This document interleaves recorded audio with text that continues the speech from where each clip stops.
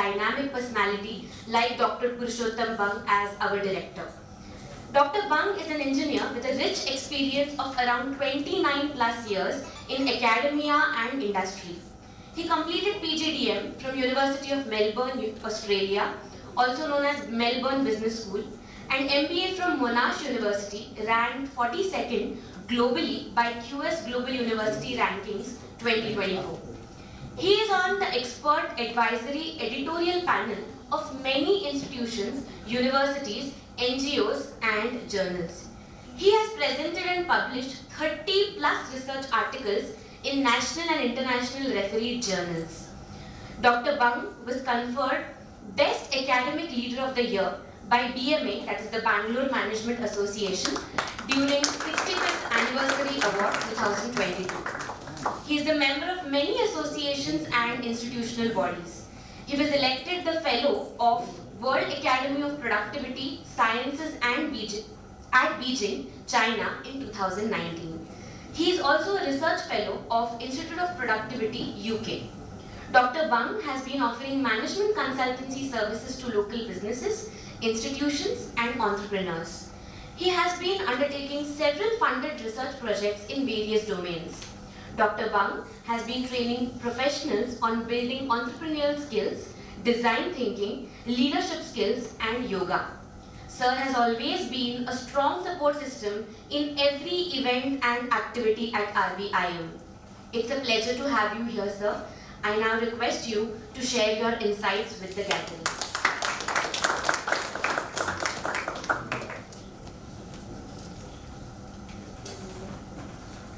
Thank you, Pooja, for that generous introduction. Thank you so much. Dignitaries on the days, off the days, delegates from various countries, Philippines, Thailand, China, and so many other countries, and of course from India. So welcome to you all. Welcome to RVIM once again. So we were listening, right, that the technology is taking over, right, in many different ways. Okay, and I would like to deviate a little bit and I talk about what as an individual we all can do. Okay, as an individual actually, right? Not as an institution or not as an organization, but can we do something which is very, very significant and crucial as an individual? Can we be an institution in ourselves, in individual self? I would like to know the answer. Is it possible, not possible, or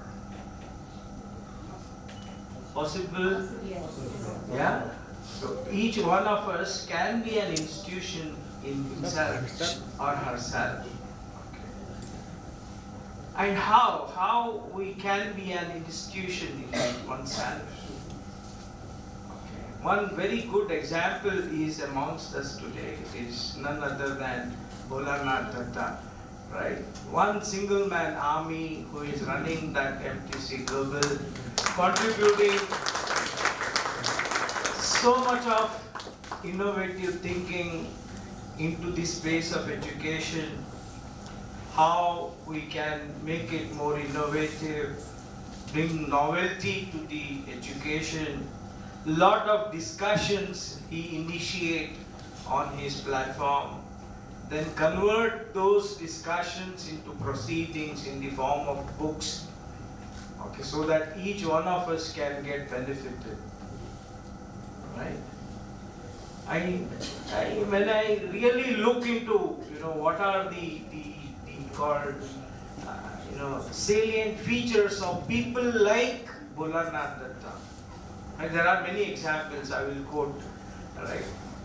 I found what it really needs, if anybody, any one of us want to really become an institution, is number one, genuine concern about the current problems, issues, challenges. Genuine concern from heart. Not just talking loud about it and making a buzz about it and news about it, but truly he doesn't have anything to connect with that problem, then it does not work.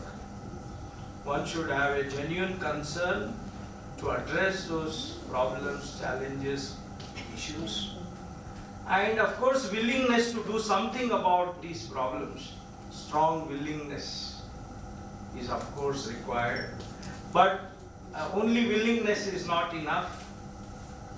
One should actually dedicate and devote the time, energy, knowledge, skills, network, and whatever resources that he has or she has at her disposal, including contacts, money, right? I know one example which I would like to quote here.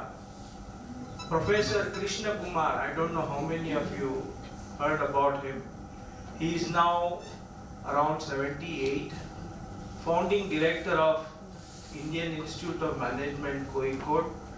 He was with the Dean of IIM at Lucknow, and then for Indore also. He is 78, and recently he invited me to his house. He has a 2-bedroom simple flat in Lucknow. Out of those 2 rooms, he has converted 1 room into a faculty guest house. Anybody who wants to visit Lucknow, he just has to inform him, and that room will be yours. Equipped with all technologies. You can take MDPs, you can take FTPs from that room itself. Okay.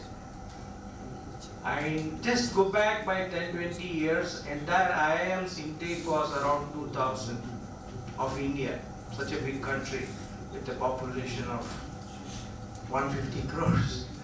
Just 2,000, but it was his thought process that today's intake is around 20,000 plus. He said, no, we can't just play with small numbers. We have to increase our intake and bring new IIMs. So he launched that initiative, because of which now every state in India has an IIM with a minimum intake of 480. Otherwise, people used to, play around with 60 intake, maximum 120 intake. They want to be happy, and with whatever little that they have, and enjoy that. But it was his thought process that this is not enough.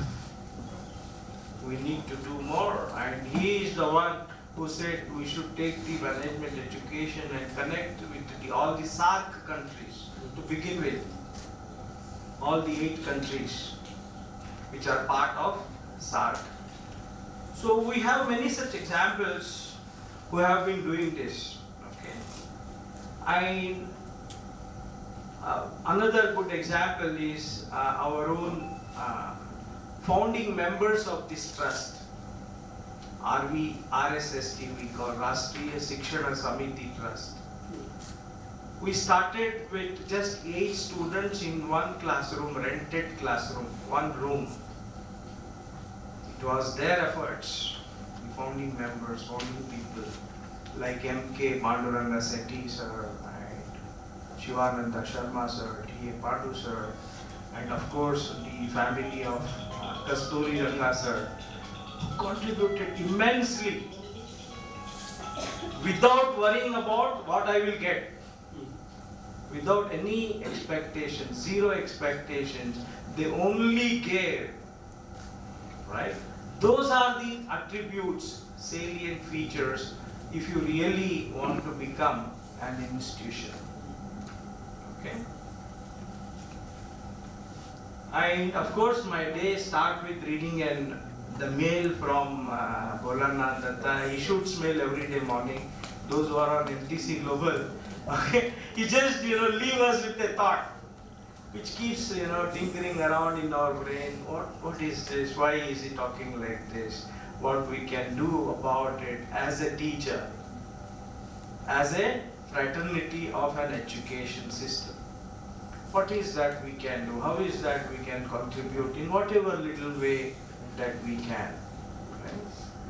Right? And also, I start my day by reading 1 chapter by a saint called Gondaulekar, who is a disciple of Ramdas Maharaj. From Pune, you may be knowing it. Ramdas Maharaj is the guru of Shivaji Maharaj, right, who is a warrior, great warrior of India. And today's note was, I would like to open if it is possible. I just try. Okay. The topic today was in that book. Every day I read, there's one page on each day. If you can just zoom it a bit. Bring it up. Characteristics of saints. Right? We don't have to go to Himalayas to find the saints. Right? They are amongst us, but we don't, actually look at them, right? And he says, one who is liked by many is a saintly person. Such a person becomes immortal. He lives unselfishly and keeps control over his mind. He can never have the wickedness to ruin others for his own selfish motive. He mixes and behaves with different persons as if he is of their age and nature. Such a person never praises or censures anyone. Even while deserving honor, he never expects it. He has full control over his passions and he always endeavors to alleviate others' suffering. He remains in the original blissful state. That is, he never lets go conditioned by upadhi. Upadhi means achievements or ego or whatever little that we achieve. Such persons should be considered as the saints, the liberated souls. All their actions are inspired by God and are for good alone. Therefore, such actions result only in the welfare of the world. So you will find in every act of these saints these things, that is love, compassion, benevolence, unselfishness, and profound faith in God. Right? So we all can be saintly. We all can be saint. Right? Provided we change our mindset. Right? And with this, and again my humble wish today is, let us all try our level best to be an institution rather than remaining as an individual. Okay? So that is when something good we can contribute to the society. And this journey from an individual to institution is going to be very satisfying, enriching, filled with contentment and happiness. Okay? And lastly, of course, leveraging technology is very, very important. I am not against technology, be it generative AI, brain-machine interface, which our friend Elon Musk is working very heavily on. Blockchain, of course, is important. And augmented reality, virtual reality, extended reality, and you keep adding to the word reality are important. Robotics is important. IoT is important, and they are going to be there. We have to embrace them. There is no other way around. But simultaneously, we should not forget our roots. Okay, what I mean by our roots is our traditional Indian Gurukul way of teaching learning. Okay.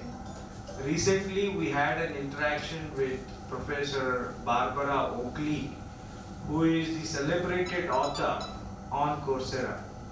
She was mentioning this, that ability to recall, reflect, contemplate is very, very important. Not going back to computers all the time, not going back to mobiles all the time. You should be, our brain is so powerful, it can store unlimited, infinite amount of information. But our ability to recall it whenever we need it, and ability to reflect on whatever that we have learned, ability to contemplate on whatever that we have learned is very, very important. Predominantly our Gurukul is highly personalized, one-on-one, It was values driven, right? Not education, not at the cost of human values, right? Holistic, it has to be very, very holistic. And more important is, instead of teaching something, we should try to inspire the students. Job of the guru is to inspire, not to transfer information. That is not the real job of a guru, because in each one of us, like I said, there is an infinite potential in each student of ours. How I can kindle that infinite potential so that a lot of good things he or she can do at a later point of time. That is the real job of a guru. Okay. So I believe a rich blend of these technologies with, of course, a traditional Gurukul way of education is what is required today. Merely embracing technologies is not going to solve the problems, but we should keep that and, of course, keep the roots also intact. So when the roots are intact, the tree can withstand all turbulences. Right? If the roots are weak, it's going to fall down. Right? So this Gurukul way is that strong root system. Okay? So if we do that, I think we'll be in a better position. So with that thought, I would like to leave you all and look for good discussions, deliberations throughout the day, and a lot of good interactions happen on this day. Thank you, Bholanachar, again for giving us this opportunity to host this good event so that we all teachers can talk openly about our issues, problems, challenges, and how we can address those challenges. Thank you so much. Thank you.